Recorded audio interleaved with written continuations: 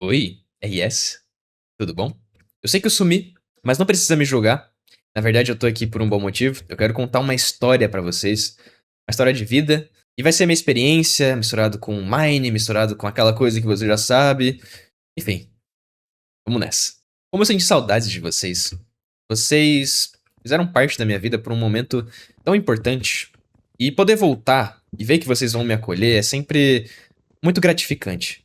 Esse vídeo aqui vai ser tipo, sei lá, eu me abrindo pra um amigo, eu conversando com uma pessoa muito próxima sobre tudo o que aconteceu e por que que é tão importante. Porque veja, nesse canal aqui, eu sempre falei sobre a minha própria vida, mas de uma forma da qual eu me arrependo muito. Porque veja, eu falo sobre a minha vida, mas não falo também as coisas ruins que acontecem. Não falo dos momentos difíceis, eu não falo sobre essas coisas. Eu sempre tento omitir para que fique o melhor conteúdo, para ter o máximo de visualizações, mas agora eu não me interesso nisso. E vocês já vão entender o porquê. Logo, por esse motivo, eu quero que esse vídeo aqui seja realmente uma conversa franca. Vamos começar pelo começo.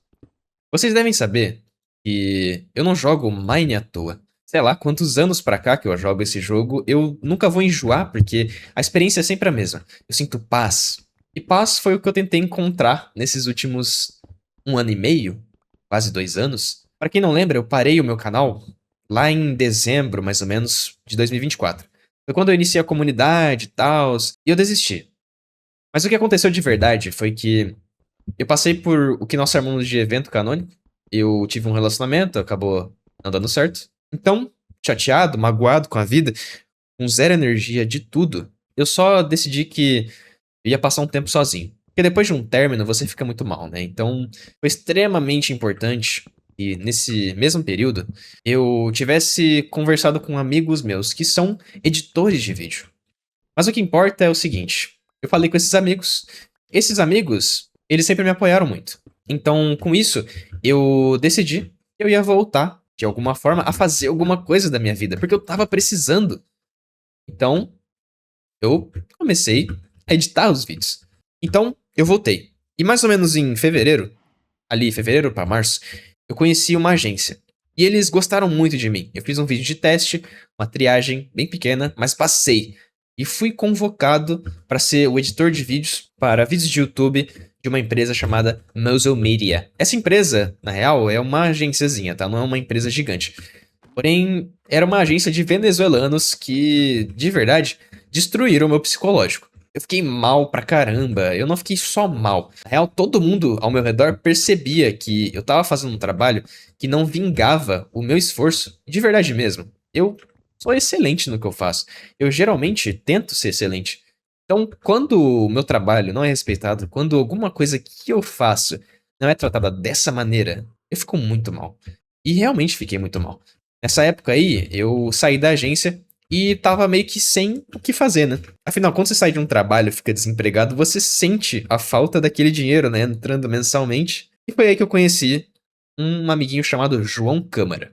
Sim, o nome dele não é João Câmara, é Câmara, tá? Tipo Câmara dos Deputados, enfim.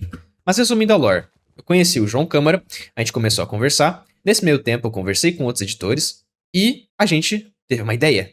E se a gente construísse uma agência? Exatamente que nem a agência dos venezuelanos, né, que eu tava trabalhando. E se a gente fizesse uma agência? Pegasse pessoas, colocassem elas pra editar pra gente, e a gente conseguisse um dinheiro por cima e também fizesse o nosso. E eu falei, caramba, como que a gente não pensou nisso? Sei lá, no primeiro dia que a gente se conheceu. A gente consegue fazer isso. Então a gente foi lá e fez. Construímos a Eli Studios. Mas antes da Eli Studios, eu tive um outro cliente. O nome dele é Bernardo Almeida. Ele, sim, é português, mas ele não é brasileiro. Ele é de Portugal. E ele tem uma empresa. Talvez eu coloque alguns vídeos aí na tela para demonstrar o trabalho que eu fiz, mas o ponto é, com esse português, eu aprendi muita coisa. O que acontece foi que quando eu tava fazendo a triagem desse trabalho, eu comprei as peças do meu computador. Eu tinha um dinheirinho guardado, mas eu falei, cara, eu vou investir tudo em mim mesmo. Então eu comprei todas as peças que estavam faltando do meu computador para ele ficar melhor, que era placa-mãe, processador, memória RAM, SSD. E resumidamente, eu consegui atrasar a triagem do vídeo uma das primeiras vezes que eu editei tanto na minha vida. Porque quando você madruga, você geralmente fica lerdo, não consegue trabalhar direito. Mas para um editor de vídeo, a madrugada é realmente o papo. Que foi nessa madrugada aí que eu editei, sei lá, 15 minutos do vídeo. Não lembro nem quanto tempo do vídeo eu consegui fazer, mas eu lembro que eu fiz muito rápido. Isso resultou em eu passar. E foi muito legal, porque falando sobre valores aqui, tá? Um editor de vídeos, quando ele trabalha para o exterior, ele começa ali com um salário base, vamos colocar assim, de uns US$ 800, vai. Que dá mais ou menos uns 3 mil, 4 mil reais por mês. E é excelente, tá? Pra quem tá começando e manja de inglês, vale muito a pena, né? Vale muitíssimo a pena. Não só porque você tá trabalhando ali ganhando bem, mas porque você tá coletando experiência com o pessoal da gringa. E foi de verdade a primeira vez que eu editei assim pra um gringo que eu senti que, poxa, eu precisava fazer um trabalho de fato excelente mesmo. Tava sendo uma experiência muito boa, ganhar bem, sabe? E ser reconhecido pela primeira vez no meu trabalho. E no meio tempo conheci outras duas pessoas. Na verdade, uma eu já conhecia, mas o outro eu não tinha tanto contato assim. O nome deles são Miguel e o outro é o Eric. Juntos, a gente formava uma espécie de quarteto, né? A gente éramos 4 sócios da Eli, digamos assim, né? Era eu cuidando do motion, era o João cuidando dos clientes, era o Eric cuidando de partes mais simples dos vídeos e também dos clientes, e era o Pato também ali cuidando da edição do vídeo em si. E a gente pensou, cara, a gente tá ganhando bem aqui com esse português. E se a gente se mudar, literalmente mudar de cidade, começar, sei lá, prospectar mais clientes em outra cidade, e aí de repente a gente realmente monta uma agência presencial, um escritório completo, com, sei lá, vários setups, um lugar incrível para se trabalhar, realmente uma agência profissional e tal, e aí todo mundo ficou maluco nessa ideia, né?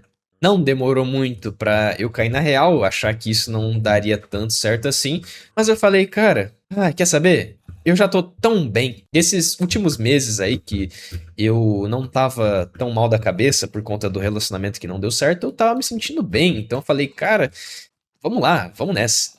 A cidade que a gente escolheu foi Londrina, Paraná. Eu moro em Campo Grande, no Mato Grosso do Sul. Dá umas 8 horas de viagem, sei lá, mais ou menos aí de ônibus.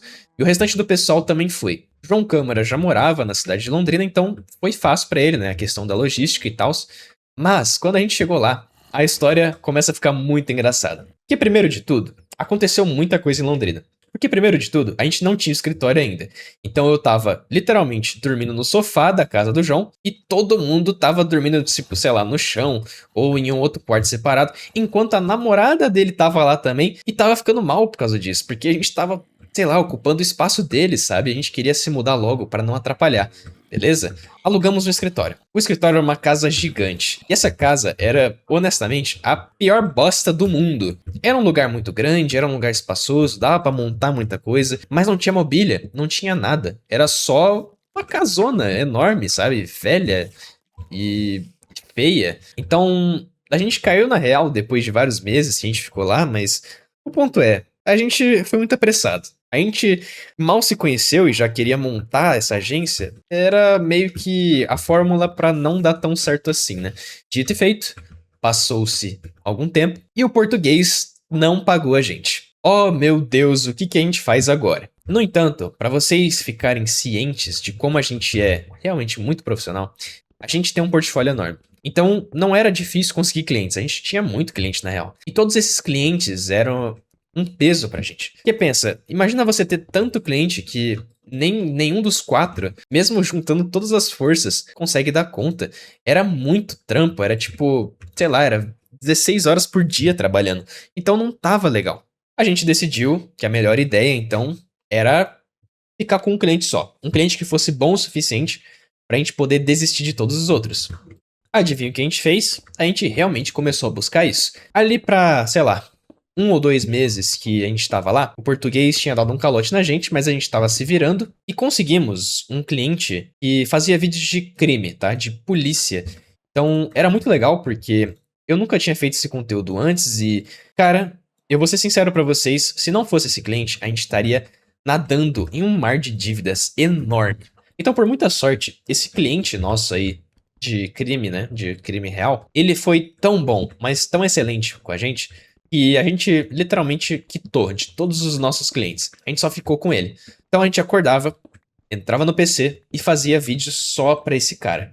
Eita, que momento bom pra chover, porque agora a situação começa a ficar triste, tá? Primeiro, gente, se você quer montar uma agência, você não consegue montar com um cliente só. Você tem que entender que nós éramos 4 sócios, nós não tínhamos nenhum funcionário direito. Os únicos funcionários que a gente quase malemar pagou, então a gente não tinha nada. Um cliente só de portfólio, para você montar uma agência, é impossível isso dar certo. E eu não sei como é que eu não percebi isso antes, cara. Passaram-se, obviamente, alguns meses ali, sei lá, umas boas semanas trabalhando, e a gente tava conseguindo se virar muito bem, e a gente tem história pra contar, inclusive, se vocês quiserem eu conto, mas o resultado disso não foi legal, porque eu não fiquei legal. Nesse meio tempo, a gente tava sobrepujando todos os nossos direitos de lazer, todas as nossas contas, com mais e mais dívidas por cima.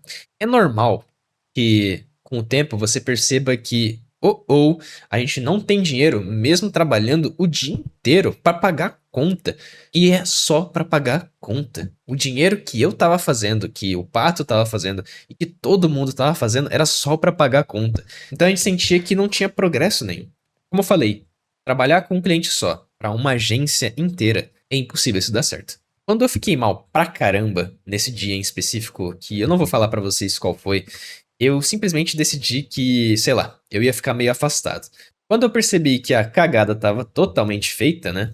Eu muito mal e o restante do pessoal sem saber muito o que fazer, a gente meio que desfez de vez a Elaine. A gente decidiu que era melhor pra todo mundo, que todo mundo conseguisse ter o seu próprio trampo individual. E eu fiquei sozinho na casa. Ou melhor, no escritório, entre muitas aspas, né?